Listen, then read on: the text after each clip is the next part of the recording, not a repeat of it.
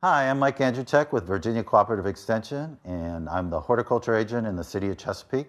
Today I'm going to talk to you about one of the myths of using native plants in the landscape. Um, sounds like sacrilege, right? But we have to think about plants and think about the actual saying of right plant, right location.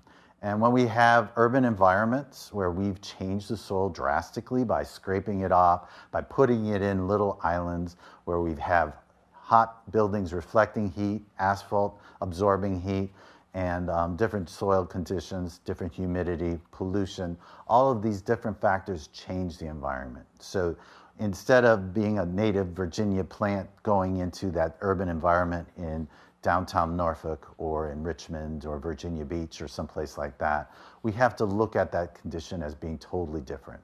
It's not a native soil. It's not a native habitat. So we have to address what plants can actually do well in those situations. And so those oftentimes are not going to be the local fauna, or they're going to be plants from further south where they can take the heat more, or they can be plants that are more tolerant of drought or even excess water where they're being funneled into those situations, and they have more clay soil, more subsoil, less organic matter. So they have to be more tolerant in those situations.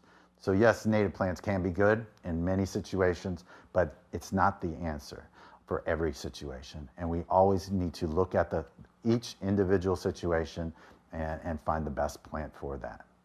So if you have more questions about planting or other garden related information, give us a call and we'll be happy to help you out.